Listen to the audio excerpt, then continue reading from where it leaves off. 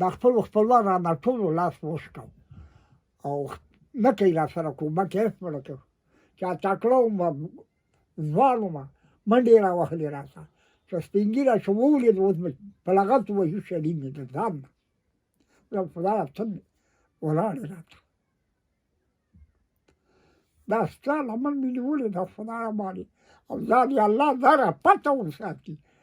خدای دې په بچو کې پټ کړي داسې دې صالح زامن ورکړي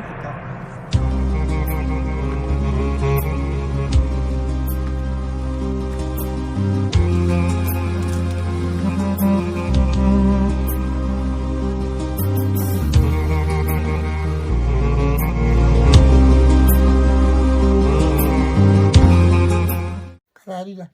روښانه غوږونه ځان پلستر کړی دی ټول اصل ګلوزي به په لاره تلمه بس موټر نښته ده چې په ټنډه کې ولیدم دا د موټر چې بېرته بیا کور ته راغلم سلامونه په دې هیله چې ټول روغ جوړ خوشحاله اوسئ نن په ننګرهار کې داسې یوې لرې پرتې سیمې ته راغلي یو چې دغه بابا تاسې په خپله ګورئ د ژوند په داسې حالاتو کې دی چې که د شپې د خوړلو لپاره یو څه را پیدا کړي خو ممکن د ورځې غمې هم ورسره وي او که د ورځې له خوا نه را پیدا شي د شپې هم وي تاسې په خپله ګورئ بابا په دواړو سترګو ړوند دی او تر ټولو لویه بدبختي او د تعصب ځای دا دی چې د ژوند د نورو ستونزو سره سره د اولادونو له برخې هم بې برخې پاتې شوی دی تاسې خپله د کور څلور طرف عکسونه ګورئ په دغسې حالاتو کې دوی ژوند کوي سره د دې چې د ژمي شپې ورځې را روانې دي دوی به له دغو اسانتیاو نه بې برخې وي نو هغه خبرې چې د دوی د ژوند ترینګلې دي خپله د بابا د خولې به واورو چې دا په خپله څه وایي او څومره له ژونده ناهیلی دی بابا دغه حالات له پخوا نه تاسې همدغسې ګورئ یا نه په دې تېرو څو کلونو راهیسې دغه حالات په تاسې راغلي کلونو کې دا حالات را باندې راغی او مخکې ښه وم او دا د صحت کمزوري د څو کلونو راهیسې دغسې ځان بیخي کمزوری احساسوئ چې تاسې دا به شپږ کاله کېږي و او دلته په کورنۍ کې څو تنه غړي اوسېږئ دلته دوه نفره او یو فدیم یو کله بچي نه لرم پلار نه لرم نو اکثره دا د اکثره د ګاونډیانو له خوا نه د خلکو مرسته کیږي د خلکو لاسنیوی کیږي ستاسې ګاونډیان تر اوسه پرې په دې نه دي توانېدلي چې له تاسو سره همکاري وکړي هغه نه هېڅ شی راسره نه کوي نو تاسې دا ورځنی عاید له کوم ځایه لاسته راوړئ دغه کم مصرف چې تاسې کوئ یا د خدای تکیه ده پراته هستئ دا د الله فریضه پروت چې دغلته دا د اختي کې کار یې کوي موسسي یوه بورې وړۍ راته راکړه ما د خدایه ته دا زموږ لپاره راولي چې موږ هغه وکړي الله دې نور هم درجې کېږي دغه کور ستاسې خپل دی نه سایه پکې پروت یم دا کوټه باندې چې باد نه لرم ډاګې زړې شوي دي هغه کوټه باندې جوړه کړمه چې ورسره کې نشته دی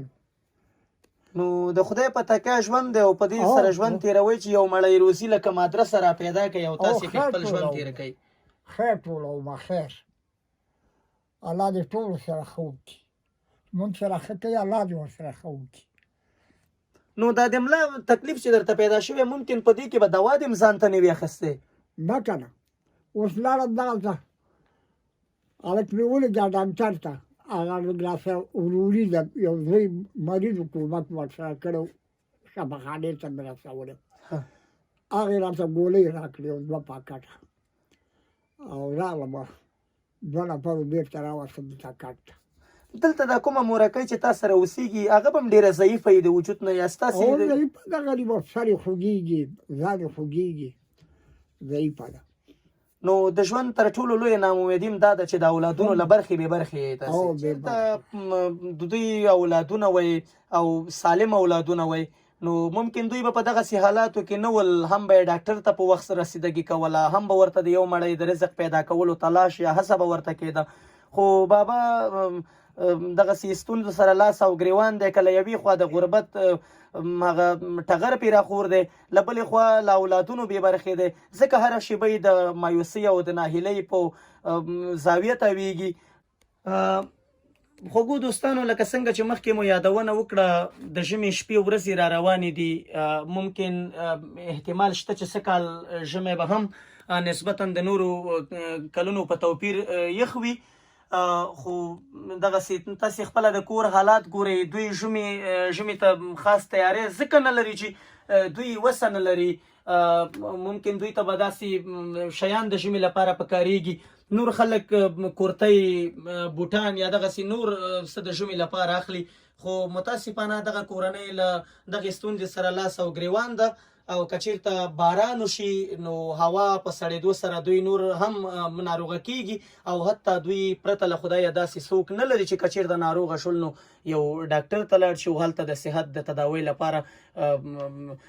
یوې مرجع ته لاس اوږد کړي نو دغې ناروغۍ سره ډېر پازاب هم اوسي ممکن د شپې لخوا او د شپې لخوا په ډډه نه شم اوښتی همدغسې چې پروت یم همداسې پروت یم دا د کور برخه ده تاسې خپله ګورئ وایي چې کور هم د همسایه دی او موږ دلته اوسېږو خو د پښتو هغه یوه مشهوره مقوله هم ده وایي چې د پردي کټ تر نیمو شپو وي که دلته دوی شپې ورځې هم تېروي خو د بل چا کور دی او تر مرګه به یې د احسانونو لاندې وي نو تاسې خپله وکته چې دا یو وړوکې کوټه ده او دوی دلته زندګي کوي ژوند تېروي که چېرته باران وشي نو دوی له ګڼو ستونزو سره مخ وي نه یوازې دا چې دوی اقتصادي ستونزې لري لکه څنګه چې ما مخکې یاده کړه د اولادونو له ستر نعمته بې برخې دي کاش د دوی اولادونه وی هغوی به خپله ستونزو ته د پای ټکی ایښی وی هغوی به اوږه ورته ورکړی وی خو دلته ستونزې ډېرې زیاتې دي او رب دې په دوی ورحمېږي او د کور دغه عنصرونه خو تاسې په خپله ګورئ او قضاوت پې هم تاسې خپله کولی شئ دا خپلو خپلوان رانه ټولو لاس ووش کړو او نه کوي را سره کومک هېڅ به نه کوي چا تکړه وم ځوان وم منډې یې راوهلې راته چې سپین ږیره شو وولید اوس مې په لغت ووهي شړي مې د ځان نه خدایه ته مې ولاړې راته دا ستا لمن مې نیولې ده خدایه باندې او ځان یې الله دا را پته وساتي خدای دې په بچو کې پټ کړي داسې نقصاني زامن خدای ورکړي کاکا داسې کوو چې زه په همدې هفته کې تا پسې راځم یو ډاکټر ته دې وړم چې دغه د ملا اکسرې دې وایستل شي چې ماته نه وي دا چې ته لوېدلی حتما ضربه یې لیدلې یا بې ځایه شوې یا خدای نخواسته ماته ده ژمی را روان دی تا ته یو تور سرې تر غاړې ده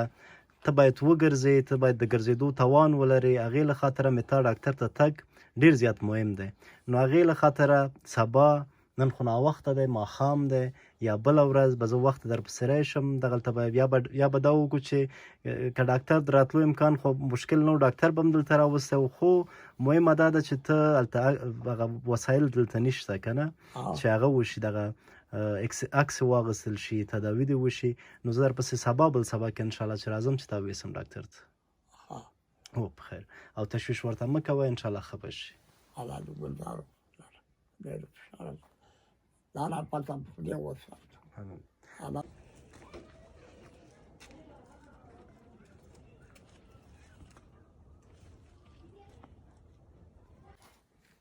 کاکا موږ نو دلته یو څه خوراکي توکي تاسو ته راوړي دي په دې به تاسې استفاده وکړئ په دې به تاسې ګزاره وکړئ